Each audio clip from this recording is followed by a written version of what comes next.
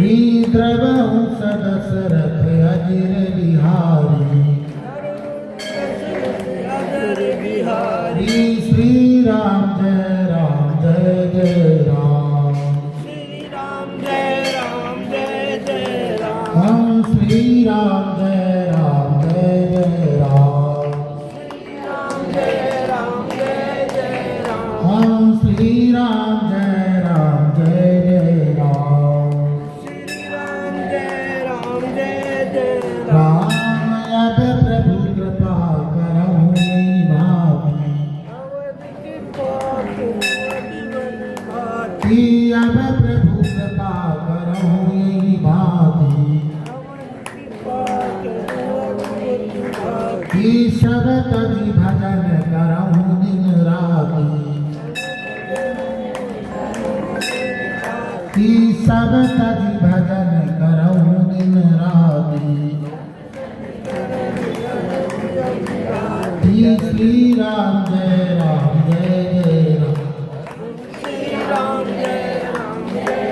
राम श्री राम जय जय राम हम श्री राम जय जय राम राम दीन दयाल बिरद संभारी हरहु नाथ मम संकट भारी श्री राम जय जय राम हम श्री राम जय जय राम राम श्री राम जय जय राम राम श्री राम जय जय राम बोले भगवान की जय लक्ष्मी भगवान की जय। कल के प्रसंग में आप सभी ने श्रवण किया भगवान श्री राम जी का राज्याभिषेक। प्रभु राम जी को 14 वर्ष का जो वनवास हुआ, 14 वर्ष वनवास प्रभु ने पूरा किया। रावण कुंभकर्ण आदि के दैत्यों का वध करके भगवान पुनः अयोध्यापुरी पहुंचे। सभी अयोध्यावासियों को बड़ी प्रसन्नता हुई। सभी ने अपना जीवन सार्थक बनाते हुए भगवान की सुंदर स्तुति वंदन प्रार्थना की। प्रभु हम सबका जीवन परम पुनीत पवित्र हो गया।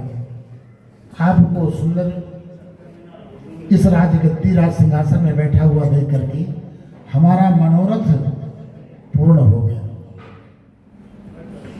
ऐसी अनुग्रह विग्रह करते हुए सब समय सब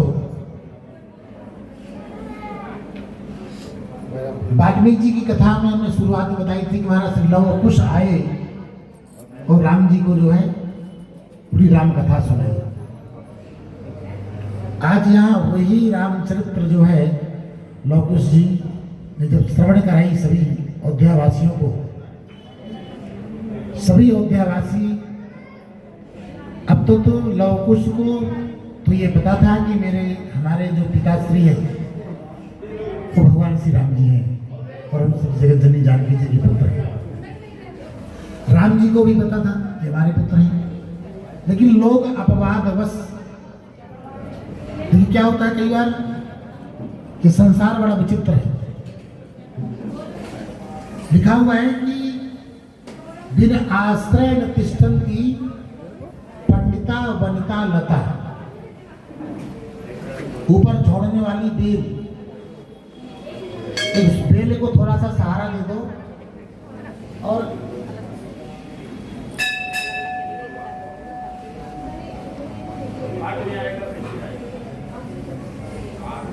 उस बेल को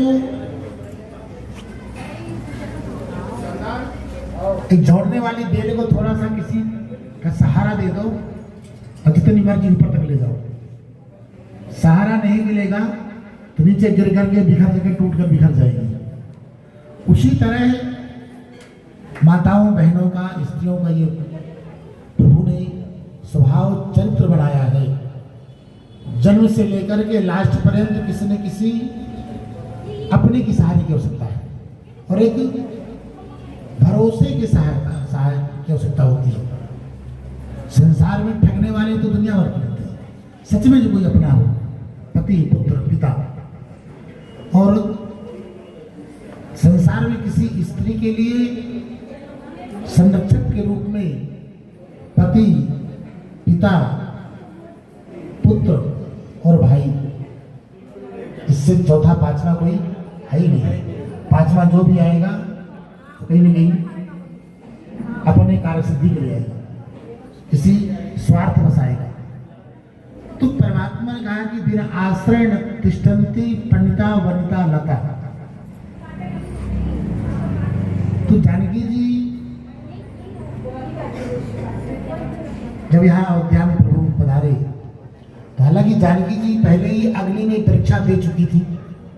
कल आपने प्रसंग में सुना जिस समय रावण को वध करने के बाद भगवान ने पहुंचे तो प्रभु ने कहा कि इतने दिन आप जो है रावण के यहाँ रही तो मैं कैसे मान लूं कि तुम पूर्णतः पवित्र हो जब मेरे आपके जीवन में कोई पुरुष नहीं आया।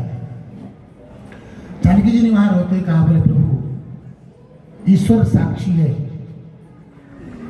कि मेरे जीवन में आपके सिवा कोई पुरुष स्वप्न में भी नहीं रहा।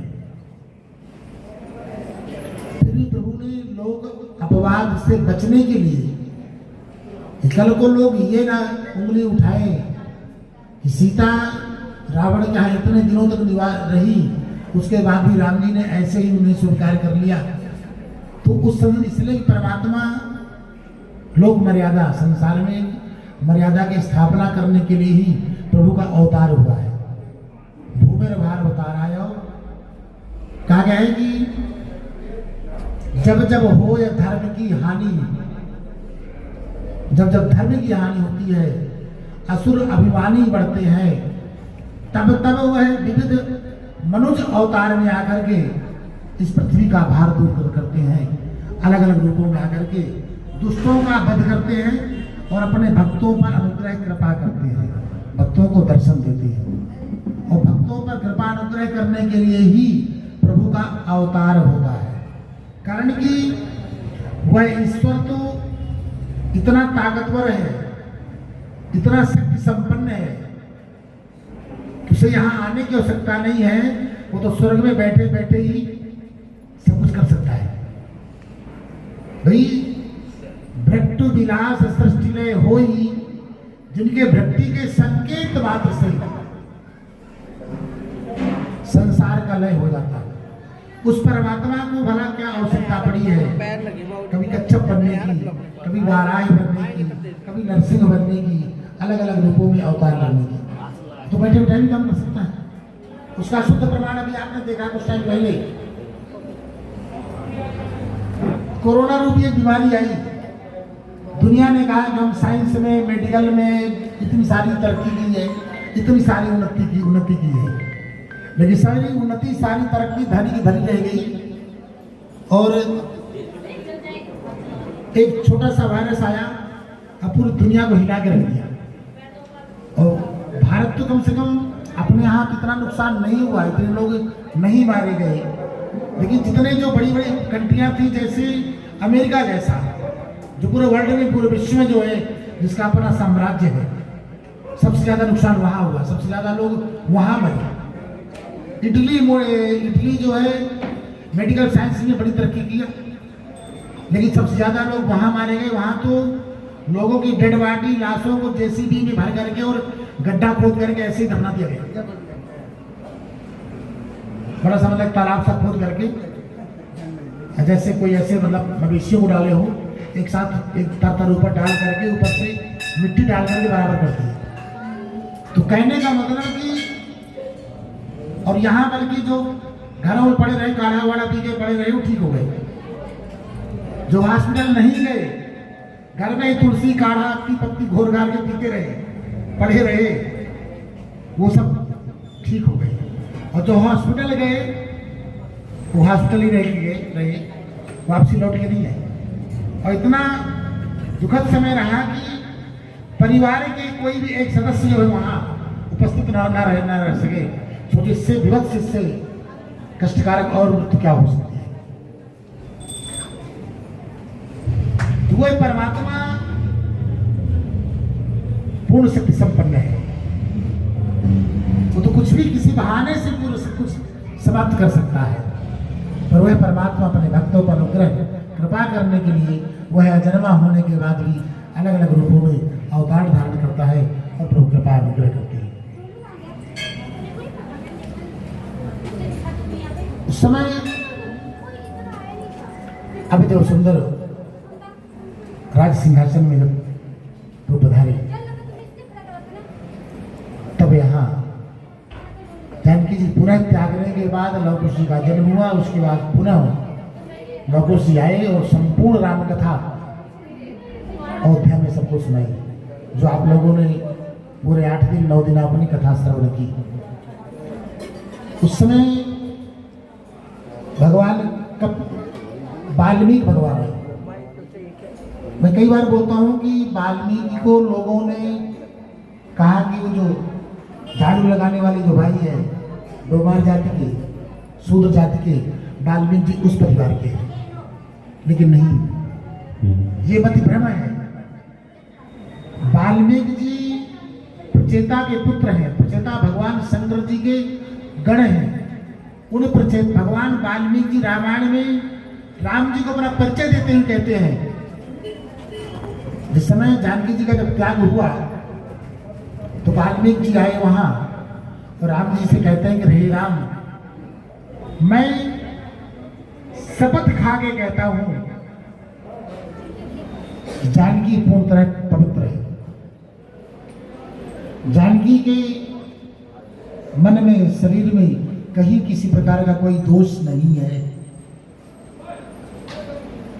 मैं 10वें प्रचेता का पुत्र हूं और हजारों वर्षों तक मैंने तपस्या की है। यदि मैं झूठ बोलूं तो मेरी हजारों वर्षों की तपस्या निष्फल हो जाए, यह मैं आपके सामने वचनबद्ध हूं। तो सुनिए कि विचार करिए कि महाराज श्री वाल्मीकि जैसे जो है,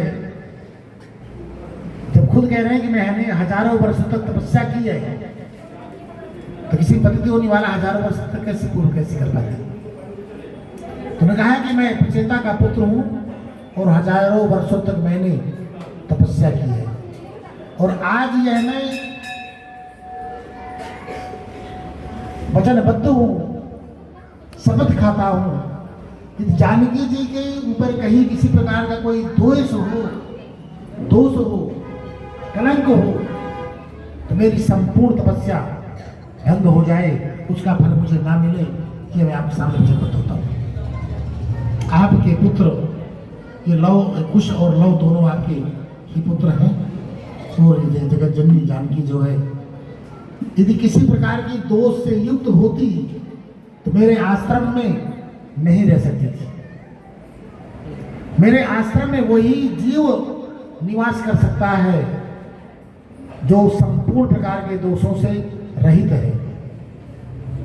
दोष से जो युक्त है वो मेरे सन्निकट भी नहीं आ सकता, फिर पास में रहने की तो बात बहुत दूर है।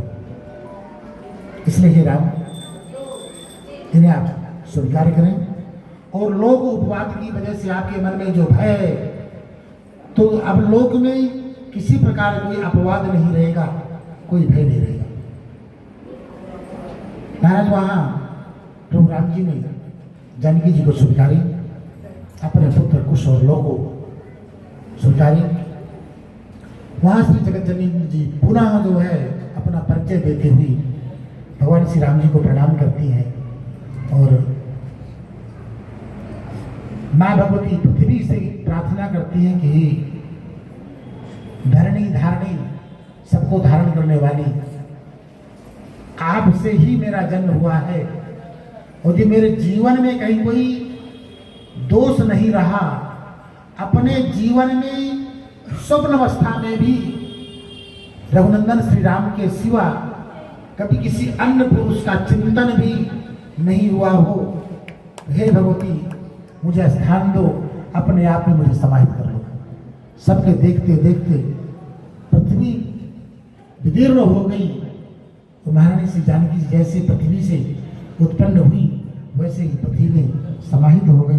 बोले जगत जननी जानकी मैया की जय। उस रूप से समाहित हो गई, लेकिन एक परोक्ष रूप से हम सबके मध्यस्थ मां भगवती का स्वरूप सदैव विराजमान है।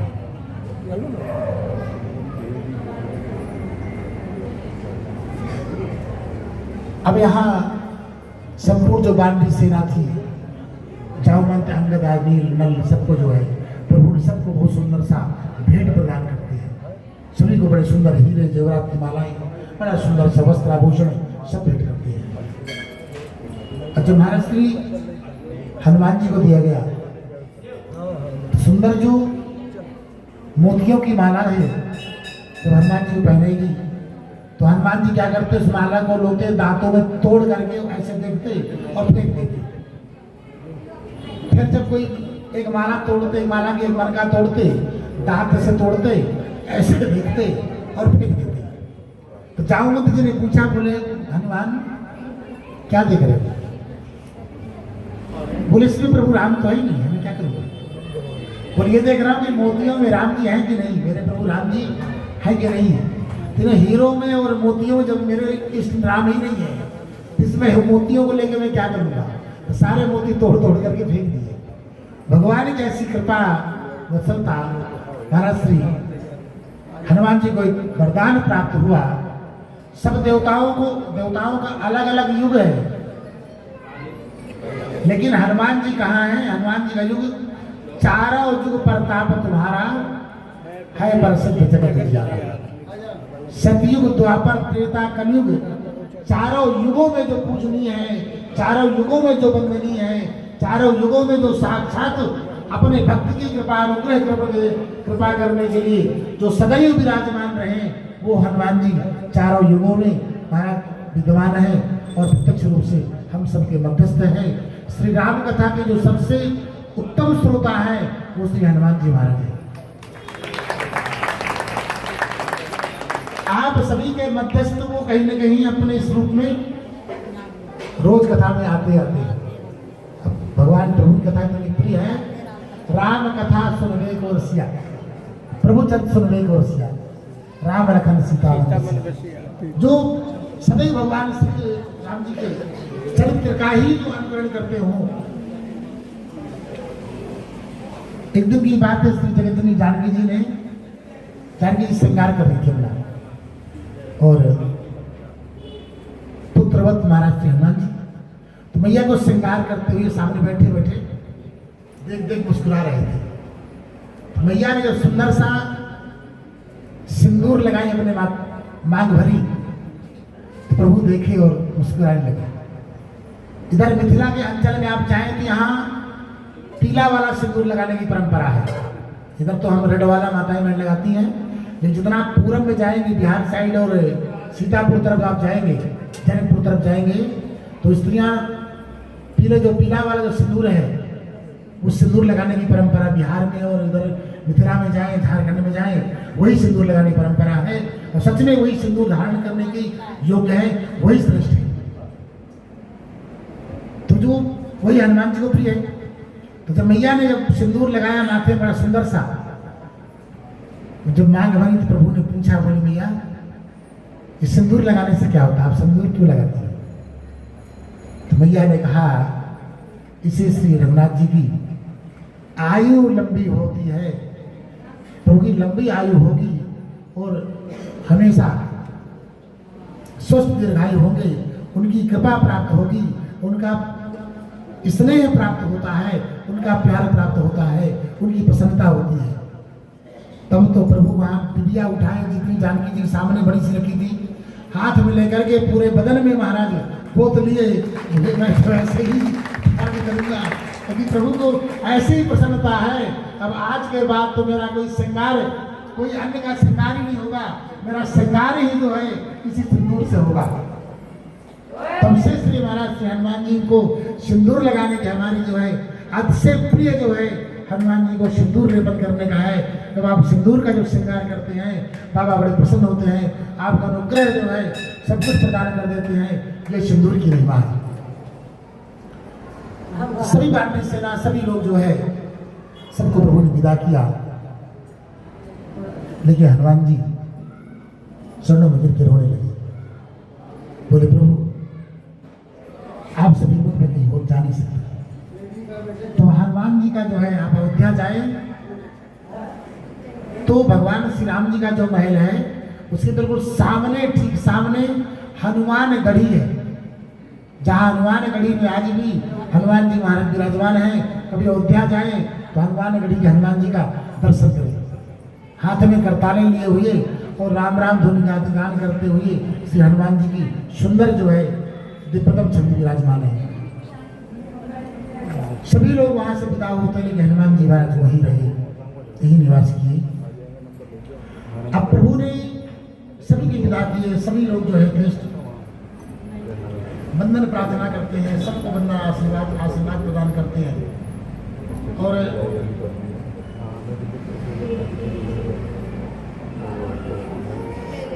सभी अयोध्यावासी प्रभु बाद में दुर्वासा जी के श्राप की वजह से लक्ष्मण जी सशरीर जो है अपने दिव्य धाम हो गए।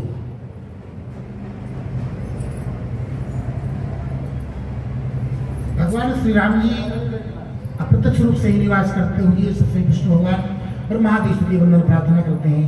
भगवान का दिव्यतम चरित्र, भगवान ने कहा जो मेरा यह चरित्र श्रवण करेगा, वाल्मीकि कथा राम कथा जो श्रवण करेगा उसे अचल भक्ति की प्राप्ति होगी। उनके घर में सदैव राम राज्य की स्थापना होगी। और जहाँ राम राज्य की स्थापना है वहाँ किसी प्रकार का भय, दोष, कलंक हो ही नहीं, रह ही नहीं सकता है। जहाँ युद्ध ना हो वो अयोध्या है, जहाँ पूर्ण शांति हो। अयोध्या शब्द का जो शाब्दिक अर्थ है, जहाँ कभी युद्ध ना हुआ हो वो अयोध्या है। तो जहाँ पूर्ण शांति हो। अब सोचिए कि जिस समय वनवास आदि की स्थिति हुई उस समय किसी अन्य कुल में ऐसा हुआ होता तो क्या वहां शांति रहती? तो इसके बाद भी इस विकट परिस्थिति में भी सभी ने शांति का जो परिचय दिया। ये भगवान की बड़ी अद्भुत कथा। भगवान श्री राम जी को, राम जी का आप सबको मंगल आशीर्वाद, आप सबके घर में निवास करें, हृदय में निवास करें, आपके परिवार में निवास करें।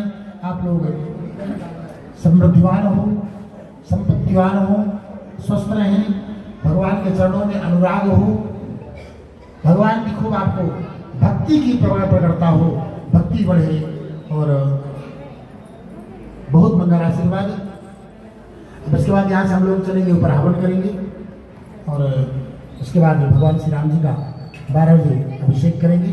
उसके बाद भंडारा भोग प्रसाद होगा और 10 मिनट सम्मान और उसके बाद जो है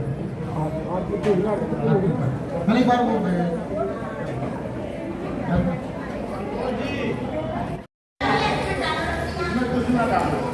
वाराणसी वहाँ से पूजन करवा के यहाँ हम कर रहे हैं। हाँ, शांति बना लो।